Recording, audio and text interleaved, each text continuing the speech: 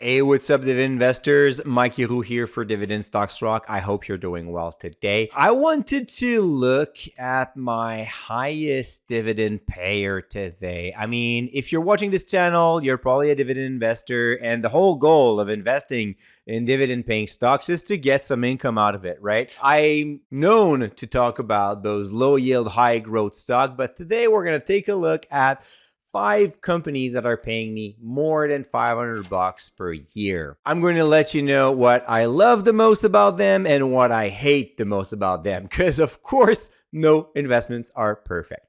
So let's get started with Royal Bank paying me $556.48 for a yield of 3.6%. What I love about Royal Bank, well, the largest bank in Canada, incredibly well diversified. So you have personal banking, capital market, wealth management, insurance, and commercial banking. The company is in every single business units in Canada and also has exposure to the US, which makes it a little bit more recession resistant compared to other banks. Unfortunately, being one of the largest player also means that they have a ton load of debt in their loan portfolio, especially their mortgage book, which counts for 421 million out of like 704 for 60% of their loan portfolio. That's a big exposure to the mortgage market and housing market in Canada. If anything goes south there, it's going to hurt in terms of provision for credit losses, and eventually their earnings are going to take a hit.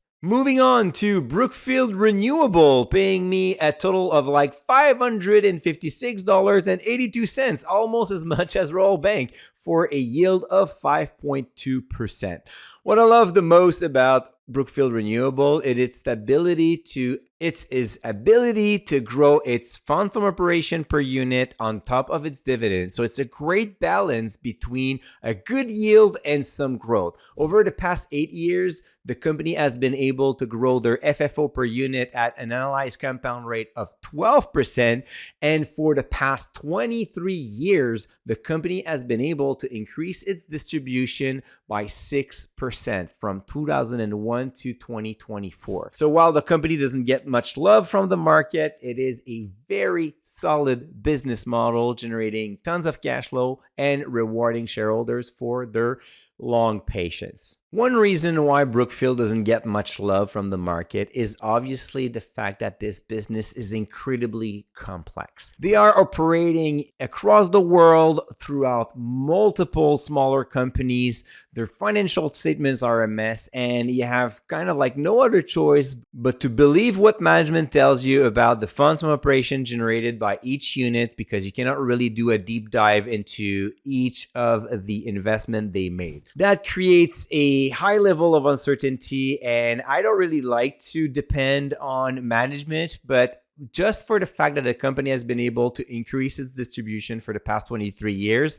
I'm feeling a little bit better. Of course, it's still a huge risk. The next one on my list is Granite REIT, paying me $656.12 for a yield of 5%. This industrial REIT is the perfect definition of a high yield plus growth potential. So the company has been able to increase its revenue, its adjusted EBITDA, and also adjusted funds from operation year after year, increasing their dividend by about 3% a year and maintaining a very solid payout ratio. In fact, the payout ratio has never been that low in the past 7 years. Again, we have a case where the company shows robust metrics, the dividend growth is there, but yet the company doesn't get any love on the market, and it is actually a loser in my portfolio so far, even if I include the dividend payment.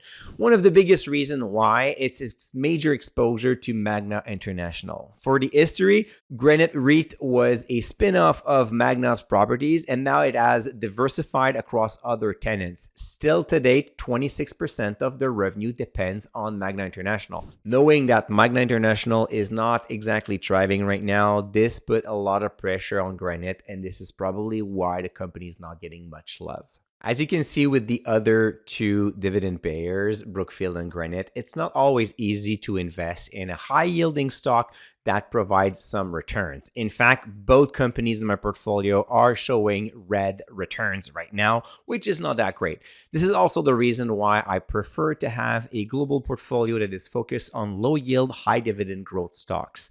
To understand why I prefer those and why I consider that low yield, high growth stocks are safer, you can download the Dividend Income for Life guide at dividendstocksrock.com/income. In this guide, you will see the comparison between high yield and low yield, and you will also see how you can build your retirement portfolio even with low yield and make better returns, having a better retirement and creating income once it's needed the most. Now, moving on to the second largest dividend payer in my portfolio, National Bank, paying me over $1,000, so $1,085.28 for a yield of 3.8%.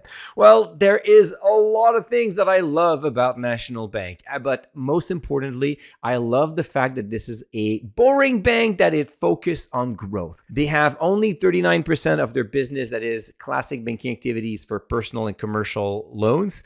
And the rest of it is in wealth management. It's in growing internationally with ABA Bank and also growing through capital market. Their recent acquisition of Canadian Western Bank will also solidify their portfolio in Western Canada and opens the door to a lot more growth for wealth management. Unfortunately, even if National Bank has been the best performing banks among the big six over the past 5, 10, and 15 years, well, it still remains the smallest one. So with a great exposure of 50% of its business in Quebec, the company is highly dependent on La Belle Province, and it's still a small player in an ocean filled with big whales. And finally, the largest dividend payer in my portfolio, Telus, with $1,314.72 for a huge yield of 8%. I bought Telus a very long time ago. It used to be one of my top 10 largest holdings in my portfolio, but now as other companies has picked up and Telus has been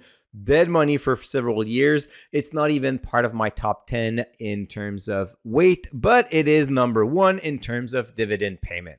So one thing that I really like about Telus is actually it's a cash flow machine. So the company generated $2 billion in free cash flow in 2024 and expect to generate even more in 25. Unfortunately, besides the cash flow, the company is struggling to generate more revenue growth. So what I hate about it is definitely that there is a growth story around Telus Agriculture, Telus Healthcare, and Telus International, but that's just a story for now, and it's not generating that much profit, which is dragging the telco lower and lower.